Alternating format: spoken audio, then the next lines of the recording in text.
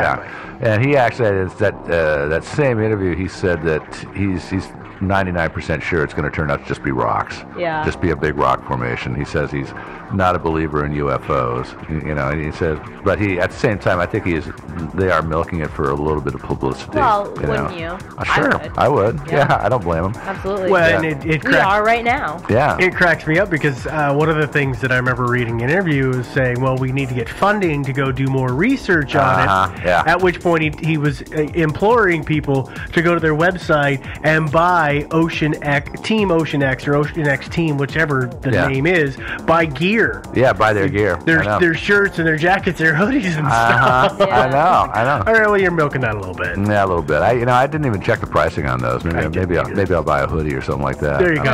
Yeah. Add to the cause. By the way, folks, when you're done listening to us, don't forget to check out our gift shop. We've got on your way out. We've got a lot of tchotchke. Yeah. Okay. So anyway, another interesting thing is that they found, again, as it's not something you're going to be able to see through scuba diving, but apparently the sonar side scanning equipment they used showed that there is kind of a stretch of ocean, or not ocean, but sea bottom there, that's kind of almost gouged out. Like it's about 1,000 feet long. They call it the runway. Oh, I heard. I heard a less awesome term. It was called the skid mark. The skid mark, perfect. Yeah, that works. I'm pretty sure it just didn't come rocketing down, plunge through the water, and skid to a stop on the bottom. But no, maybe it did. So there's the runway. And it's how big is the runway? It's about 1,000 feet long and about as wide as the anomaly is. Okay. Yeah. Okay. So it's pretty big then. Yeah, it's pretty big. Yeah. Okay. So there's some silt on the object. When their divers scraped away the silt, they said that there was black material underneath. So stranger still. Anyway, they didn't have a lot of time that first time, so they've gone back since. Like I think that, to my knowledge, they've been back 4 times. That's what I've seen. And they recovered some rock fragments. I don't know that this is again something that's a little bit unclear. Is that did they actually get down there and chip these things off of the anomaly itself, or were they just loose rocks laying on the anomaly? They don't really say. I got the impression that at least some of them were picked up from around it. Yeah. I don't know that they tried to break any. I don't know that they could necessarily break something off of it easily. Because they're using an ROV, which those things aren't strong and have a lot of torsion to take a big chunk of rock off. Yeah, but you do run the risk if you're just picking up stuff like around it that it's not going to be the same material, right? Exactly. And that's actually an issue. Yeah. Yeah. Well, go ahead and what do you have any of the analysis of what the stuff that they picked up was, or? Yeah, they had it. They had it analyzed by some scientists who said that it contained limonite and goethite, and that added some fuel to the fire because the guy who did the analysis said that these are not found in nature, and it would point towards modern construction, and that added, or aliens too. Yeah, absolutely. So more than modern construction, super futuristic construction. So here's the other thing: one of the rocks that they picked up was volcanic. Yeah. Oh. Yeah. And there hasn't been volcanic activity there. I know. Yeah. In eons. So Yeah, that was if another ever. weird thing. Why is there a chunk of volcanic rock sitting here? Yeah. Well, actually, there was an explanation for that too. Yeah. Yeah. I'm sure you're going to get to that. Glacial activity. Yeah. So, apparently that used to be home to a glacier, the Baltic Sea, which. And apparently glaciers pick up rocks and carry them a long ways. Yes. And then eventually when they melt, they drop those rocks. So. Glaciers are hoarders. They really pick are. stuff up. Oh no, it's true. They're all over it. There's all kinds of facts and accounts of rocks that are completely out of place. It's you've seen those weird standing rock formations. Like how did that rock get on top of the other one? And they say that a lot, and these are like the big ones that you see at some of the national parks and around our country, is they say that a lot of those were part of a glacier and they were in different strata of it, and as it melted, they just settled on top of each other and didn't fall over. So what you're telling me is that Stonehenge was a glacial formation? Yeah. No. Oh. Actually, that was about a dozen glacial formations. They all came and butted heads and just were stuck, and then they melted. Oh. Yeah. We solved another mystery. Yeah, I know. The mystery solving. Yeah, I know. Oh, thank goodness. Okay, so anyway, but some other geologists have since said that it's actually not unusual to find those things in nature at all. And again, we're talking about limonite and goethite. I hope I'm pronouncing those correctly. Some of them have said that nodules. Geothite? Goethite? I think it's goethite or goethite or something like that. Okay. I don't know. Too lazy to go out in the web and look No, at it. don't worry about it. I know. So, but other geologists have said that these are actually found in nodules on the seabed, and so it's not really anything out of the ordinary. So much for that. Another thing the team has said is they said that their electronic devices stop working. Like they have a satellite phone that when they're right over the object, it doesn't work. They have to back away from it a couple hundred feet. Didn't they say they had issues with their lights as well when they were on top of it? Yeah, they had issues with their lights and their camera. Why the pictures were gross? No, not necessarily, but that's why they can't get good pictures because their camera wouldn't work. Yeah, I've read accounts where they were saying that a lot of their equipment was attempting to malfunction on them until they got away from it. It like was 200 attempting feet. to malfunction. Yeah. Well, I mean, like the unit they were in didn't just plummet to the bottom and quit working. It was you had to get away from it in the sub, but they were saying there was problems. Yeah. Which I don't know if that's just faulty equipment or It what. could just be faulty equipment. I mean, let's face it, you're at seawater, salt. It's not good for electronics. Several hundred feet under the ocean. Yeah. Well, they have been able to produce some sonar imaging of the object, and we can post some of that on our website for our listeners to go check out. Yeah, it's hard to tell what's going on, but kind of worth the watch. Yeah, and they've paired up with a Swedish film crew, and they're supposedly were going to make a documentary, and I have not been able to actually find any evidence that the documentary ever actually came out. I read a news story that had been aired on Estonian TV. So anyway, apparently I looked around for any copies on the internet. And somebody had posted one on YouTube, but it had been taken down because of copyright infringement. Of course. Yeah, so that was it. Was not able to find one of those.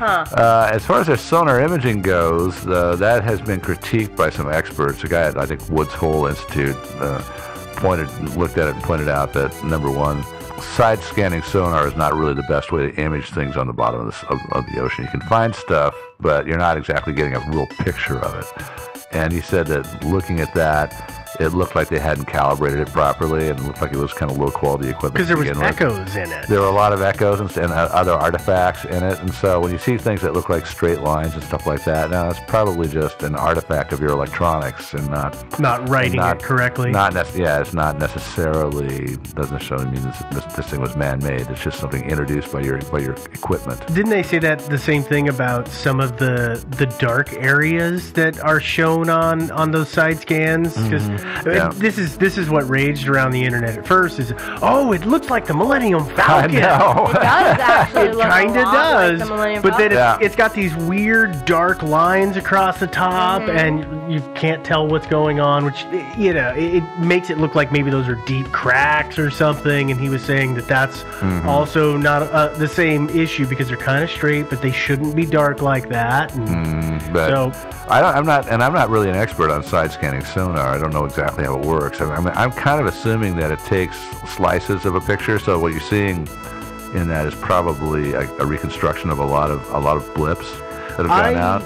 I read that the side scanning sonar is not just one, but it's two that are then fed in to a computer that then assembles it. And so it's not calibrated correctly. Exactly. So they should both be, let's say, pointing exactly straight down, but they're off kilter a little bit towards or away, or probably towards each other, which is what's causing the echoes because the front one is picking up stuff from what the rear one's throwing and vice versa. And I think that this is probably not the highest quality sonar because even Peter Lindbergh himself said that they were having trouble with their stabilization of the gear, and there's those things are supposed to have stable, like gyros or whatever in them that keep them pointed in the proper direction. And apparently theirs either was non-existent or not working that well. And so as far as looking at this thing and saying, oh wow, that's a picture of it. Well, not really. It's kind of like looking at an ultrasound. I mean, I've looked at people's ultrasounds of their unborn children, And they're going, look at this. And I look at it, I'm like, I don't see anything. Or like I can kind of see the curve of a head, Yeah. but that also could just be like, who knows what, like gas that could bubble. be some undigested food. Yeah, you know, for all I I don't know. Who knows? I don't have a clue. Yeah. Yeah, so that's kind of the way side scanning sonar is. It doesn't really give you a clear picture. So anyway, the imaging has been severely critiqued, and it's been said to not really be accurate or reliable as far as telling us what's down there. Anyway, meanwhile, I'm not really sure if they've actually acquired this or not, but Ocean X was talking about acquiring a tourist submarine, because you can buy those things. They're the ones they have all the big domes, the glass domes on the sides and the front. So people can buy tickets and ride in this thing and look at the domes, and you can take them to view the anomaly. And they have pictures of this submarine on their website. And they have pictures of them in it, but I didn't know if they actually were just checking it out and took some photos while they were there. That's what I was wondering. Did you guys buy this, or are you just at the car lot buying it? Sitting around and taking pictures of it at the sublot. So I guess one of my biggest questions about this whole thing is like, why haven't other people gone and checked it out? People with like better equipment. There are a lot of people, right, who are really interested in deep sea anomalies like this, who have really good equipment and go and explore a lot of deep sea things. So like, why haven't any of those groups taken interest in this? And like Jacques Cousteau? Yeah, but yes, I mean, I guess that's like a big question mark in my head. Is like, I think these why guys. is it just these guys? Yeah, I think these guys are keeping the exact location secret. Yeah. So yeah. Yeah, they haven't disclosed where it's at yet. Yeah. It's somewhere between Finland and Sweden. Yeah. That's not super helpful. Yeah, not really. Yeah. Okay. So but anyway. I guess it's just a detriment to them, right? Because if they could get other people in here to like explore it, they could have access to better equipment. Yeah, they could. Better understand what's actually going on down there. But they're salvage operators, so they practice the art of I know what it is, and then haul it up or make some money on it. That's fair, yeah. So they're not going to good. But yeah, you would think they could at least find some investors or find a partner, somebody with more money and better equipment that would, There are a lot of crazy rich people out there. Oh yeah, Bill Gates. Somebody's got to be. Yeah, Bill Gates. Just ask him for some money. Absolutely. According to my email, he's giving it away all the time. Yeah, man. Yeah, he does. I know. I've sent him like thousands of emails demanding money. All I got was a cease and desist order. Okay, but anyway, so this kind of activity on their part has caused some people to suspect their motives in this whole thing, and they're benefiting from keeping this thing as mysterious as possible, because they're making money off. They're probably, I don't know how much money they're selling on how much stuff they're selling on their website, but I imagine they're selling some stuff. Yeah. And if they can actually gull a bunch of wealthy people into buying tickets for the little submarine tour to go see the anomaly, and that'll be a nice little moneymaker for them.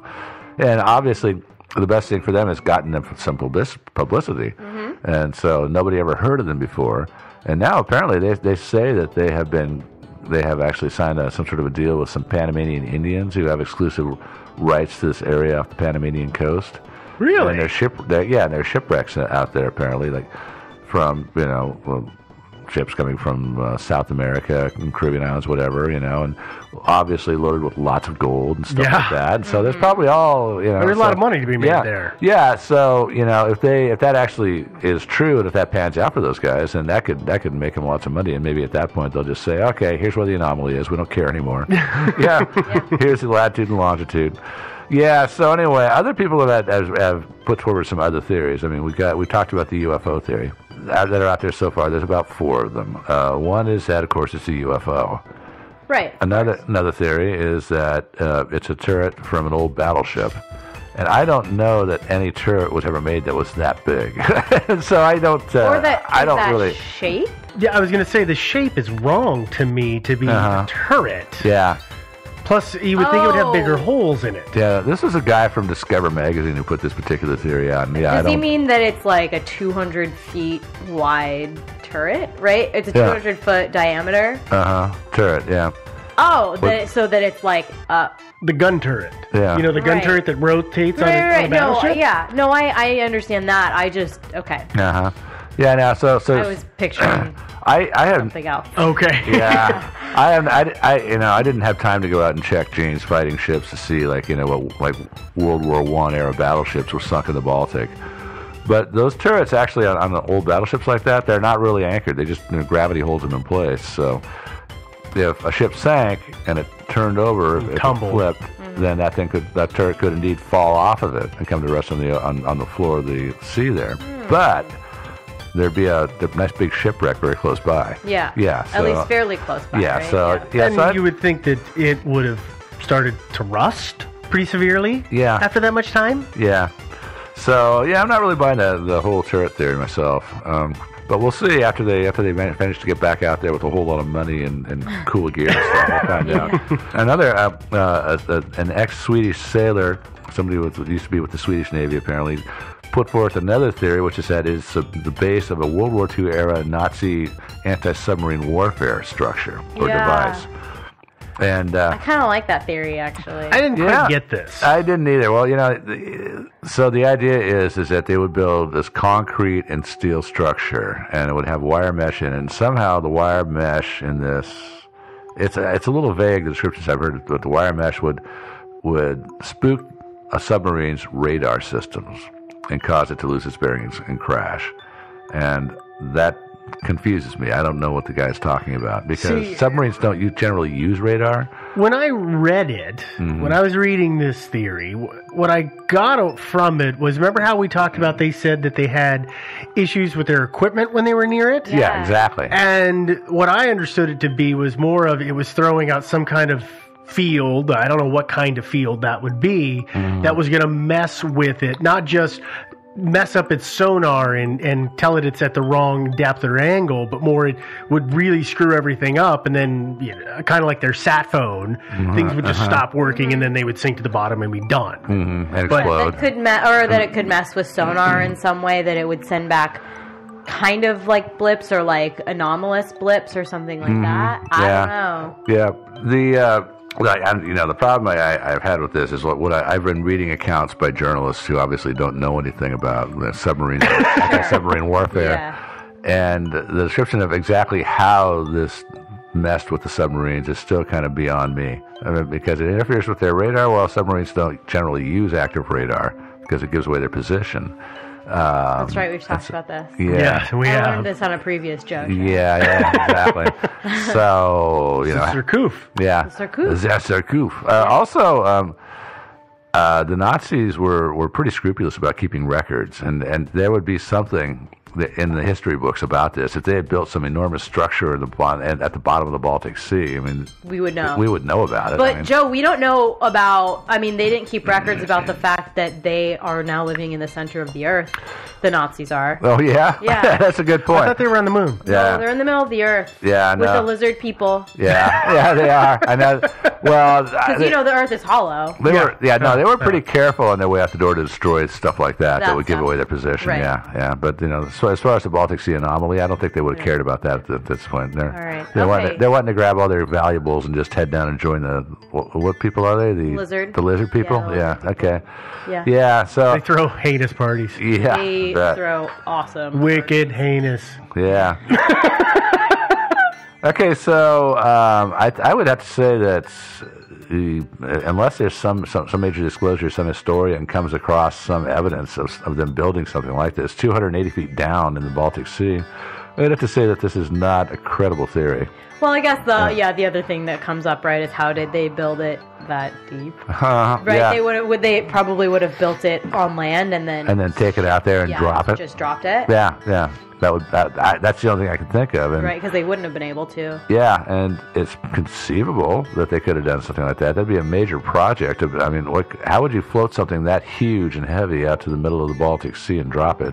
Yeah, that's a little weird. And I swear I read something in an accounting that was saying that this was similar to, I think it was on this story. I've been reading a lot of stuff lately, but something about the Brits were doing something similar to mess with U-boats around England, and so they would put things out there and they would mess with them, but their ships of course knew the proper path to get through, but it was a deterrent. It was almost like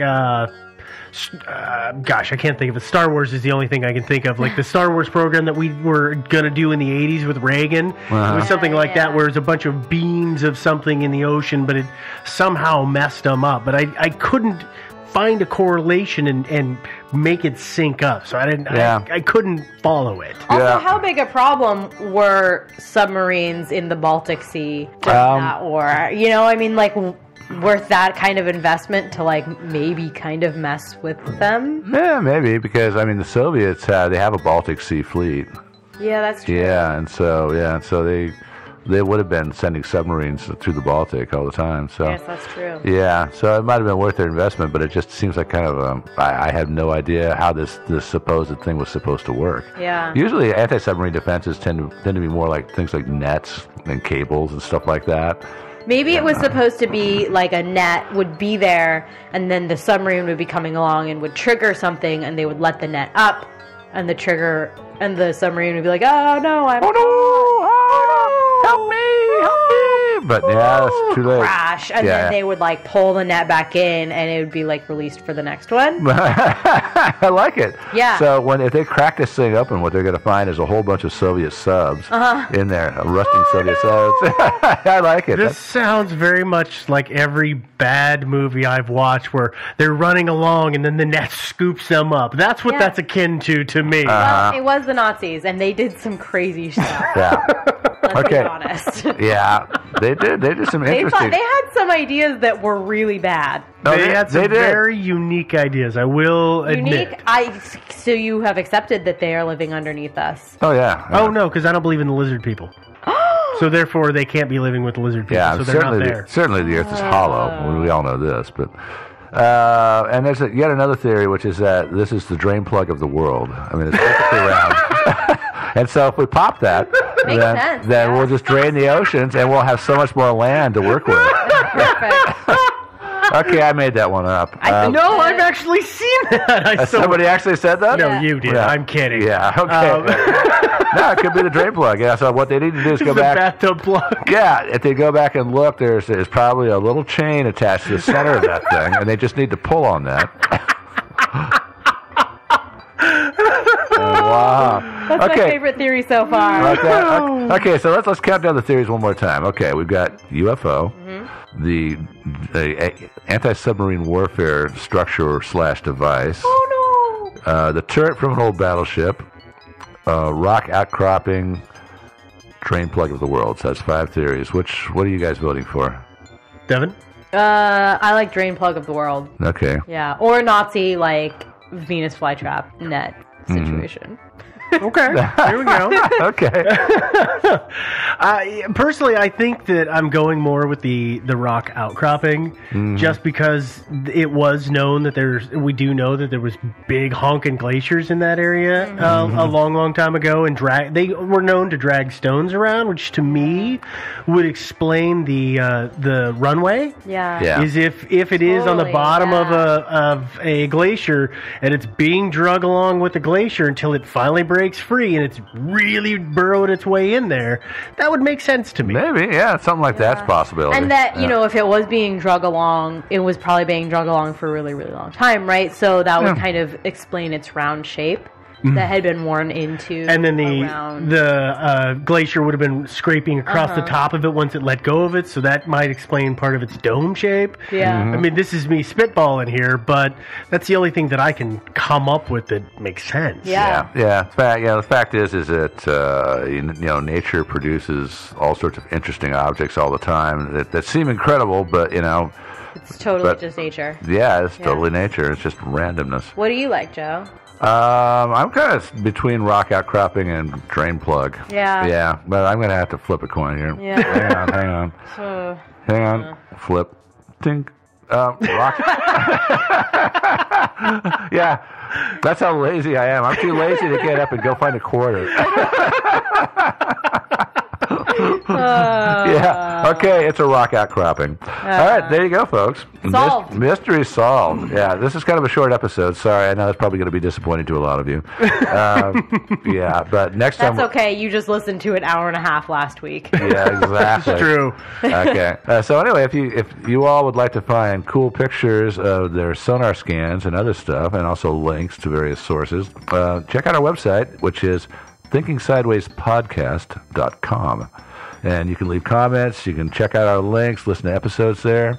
And, yeah, please do leave comments. We like comments. Absolutely. We're getting a lot of them. Yeah. Yeah. We're trying to respond to them. Yeah, we are trying to respond. Our interns, we now have 2 interns. Okay, I'm lying.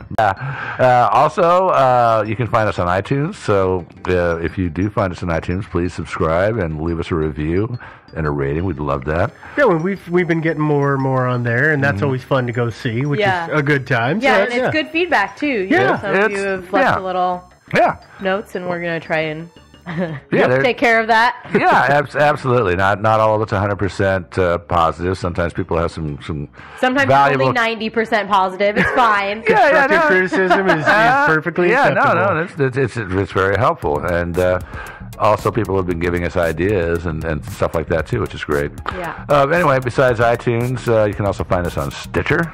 And find us on Facebook. You can like us. I don't think you can unlike us. Can you unlike? Can you dislike somebody on Facebook? I don't think that's allowed. Is Only once you've liked them. Yeah, you can unlike So them, but you like can't us only dislike to them. dislike us. Yeah. So anyway, like us on Facebook and follow us on Facebook.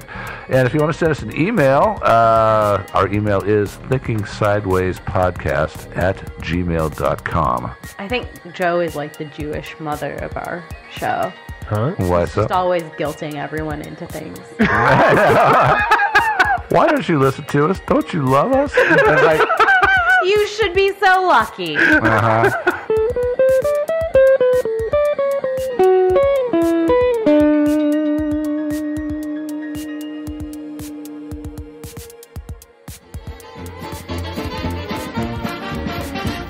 Thinking Sideways. I don't understand. Does not compute. You never know. Insufficient data to formulate a reply. Stories of things we simply don't know the answer to. Well, welcome back, everybody, and thanks for coming back. I am Steve, and this is Thinking Sideways, the podcast. And as always, I've got my co-host with me. I'm Devin. Yeah, I'm Joe. And by the way, your language is kind of exclusionary because you're only welcoming back the people who've already listened to us. And Welcome back to all of our previous listeners, That's and better. welcome to all of our new listeners. Okay, Yay! much better. Thank you, sir. Appreciate you for clarifying that for me. Oh, totally. Well, tonight we are going to talk about a story that is a bit of a mystery and is Just- not Really? unsolved. It's just a little bit of a mystery. There's a smidge, just a little bit. It's not yet unsolved.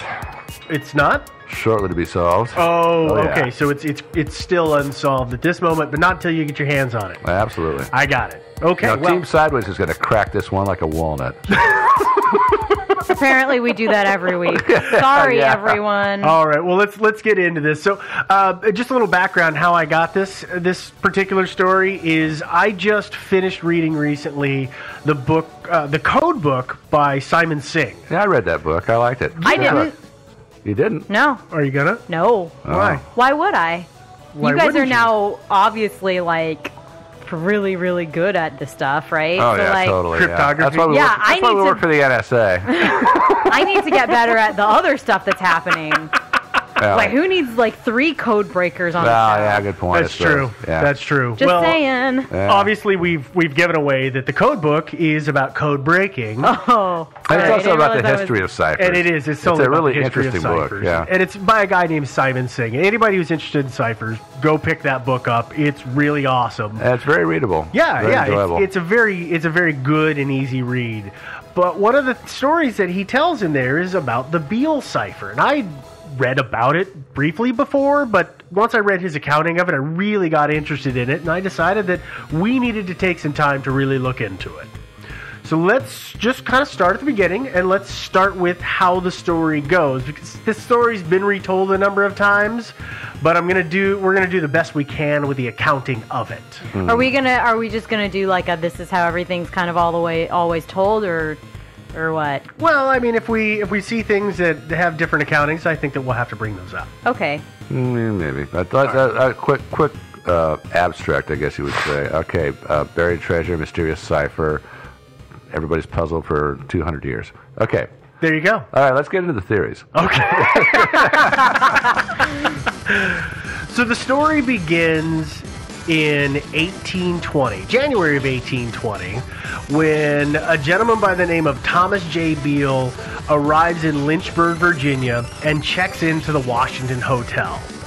He stays at the hotel that winter and then leaves in the spring, but while he's there, he becomes friends with the owner of the hotel, a man by the name of Robert Morris. Beale comes back 2 years later, so this is 1822, and once again he spends